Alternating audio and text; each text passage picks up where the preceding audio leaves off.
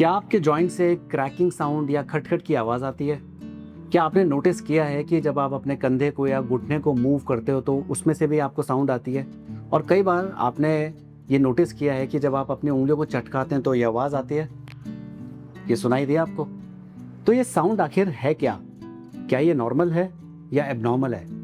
क्या इसके लिए आपको डॉक्टर को दिखाना चाहिए? कब इसके बारे में चिंता करनी चाहिए और कब नहीं? आज के वीडियो में हम समझते हैं इस साउंड के पीछे, क्रैकलिंग साउंड के पीछे आखिर रीजन क्या है। हमारे जॉइंट में जो फ्लूइड होता है उसको हम साइनोवियल फ्लूइड कहते हैं। इस साइनोवियल फ्लूइड में कुछ गैसेस होती हैं जो डिसॉल्व स्टेट में होती है, यानी कि वो गैसेस घुली हुई रहती है।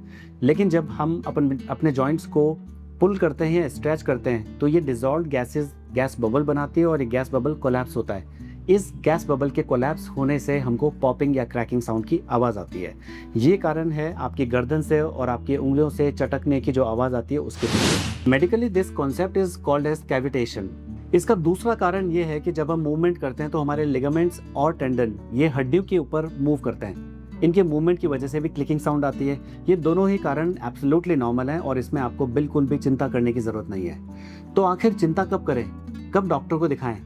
जब ये साउंड के साथ में आपको पेन होता है, स्वेलिंग आती है या फिर स्टिफनेस होती है। अगर ये तीन सिम्टम्स इस साउंड के साथ में है, then it is the time to see a doctor. ऐसे होने के पीछे आखिर वजह क्या हो सकती है कि आपको साउंड के साथ में पेन, स्वेलिंग या स्टिफनेस हो? तो इसका सबसे कॉमन कॉज है आर्थराइटिस, जिसमें कि अर्ली आर्थराइटिस होता है, जहाँ पे जॉइंट कार्टिलेज डैमेज होने लगता है, तो उसकी वजह से ये क्रैकिंग साउंड आ सकती है। सेकंड है जब भी लिगामेंट्स और टेंडन में सिग्निफिकेंट इन्फ्लेमेशन हो, बहुत ज़्यादा इन्फ्लेमेशन होता है, तब भी वो हड्डी के ऊपर मूव करने में एक क्लिकिंग साउंड पैदा करते हैं। थर्ड इसका रीज़न है घुटने जैसे जॉइंट में, जहाँ पर कि मेनिस्कस घुटने की गद्दी होती है वो फट जाती है, वो टेयर हो जाता है उसमें, तो वो गद्दी फट के जॉइंट में कहीं फंस सकती है, जिसकी वजह से साउंड भी आ सकती है। क्योंकि जब भी आप घुटने को मूव करते हैं तो वो मेनिस्कस अपनी जगह जाती है, जिसकी वजह से ये साउंड प्रोड्यूस हो सकती है। अगर ये देखें कि कौन से जॉइंट्स में हमको ये साउंड सुनने को मोस्ट कॉमनली मिलती है, तो सबसे कॉमन है नी जॉइंट, जहाँ पे मूवमेंट के साथ साथ एक पॉपिंग या क्रैकिंग साउंड आ सकती है। फॉलोड बाय शोल्डर जॉइंट, जहाँ पे शोल्डर के मूवमेंट से क्लिकिंग साउंड आ सकती है। थर्ड इसका रीज़न है बैक और नेक इश्यूज, जहाँ पर पॉस्चरल प्रॉब्लम्स की वजह से भी हमको नेक से ये आवाज़ आ सकती है। और काफ़ी लोग इसको हैबिचुअली भी वो अपनी गर्दन को टेढ़ा मूव करके ये साउंड प्रोड्यूस कर सकते हैं। And fourth it can come from your fingers, जैसे कि हमने पहले समझा कि काफ़ी लोगों को उंगलियों को चटकाने की आदत होती है। तो ये चार कॉमन जॉइंट्स है जहाँ पे हमको ये साउंड सुनने को मिलती है। कमिंग ऑन द डायग्नोसिस के लिए जब आप अपने डॉक्टर के पास जाते हैं तो वो आपको क्लिनिकली एग्जामिन करते हैं, आपके मूवमेंट्स को चेक करते हैं और अगर उन्हें ज़रूरत लगती है तो वो एक्सरे या एमआरआई भी करवाते हैं। Now let's discuss about the treatment. अगर आपको सिर्फ साउंड आती है और कोई सिम्टम साथ में नहीं है तो आपको चिंता करने की बिल्कुल भी ज़रूरत नहीं है, बिकॉज इसका इलाज simple physiotherapy, strengthening exercises, vitamin D and calcium intake से हो सकता है। लेकिन अगर आपको कुछ सिम्टम्स भी आते हैं तो आपका ट्रीटमेंट स्टार्ट होता है physiotherapy, strengthening exercises, lifestyle modification जैसे कि weight control and doing your exercises regularly and taking some basic anti inflammatory medications. इसके साथ ही पॉस्चर करेक्शन का भी बहुत इंपॉर्टेंट रोल इसमें होता है। अब बात करते हैं जॉइंट में से आने वाली क्रैकिंग साउंड से जुड़े हुए कुछ मिथ्स के बारे में।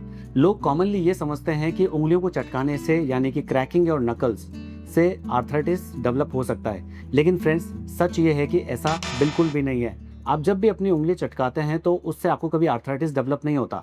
लेकिन प्रॉब्लम ये है कि जब आप ये चीज़ को एक्सेस में करने लग जाते हैं as a part of your habit, then आपके लिगामेंट्स के ऊपर स्ट्रेन पड़ता है, आपकी ग्रिप स्ट्रेंथ कमज़ोर हो जाती है और आपको आर्थराइटिस के चांसेस डेवलप हो जाते हैं। तो आपको ये चीज़ एक्सेस में कभी भी नहीं करनी चाहिए। लेकिन यही साउंड अगर गर्दन से निकाली जाए तो सिचुएशन डिफरेंट है। जब हम जेंटली और संभल के अपने गर्दन को मूव करते हैं और ऐसी आवाज़ निकलती है तो ये आपके लिए हार्मफुल बिल्कुल भी नहीं है।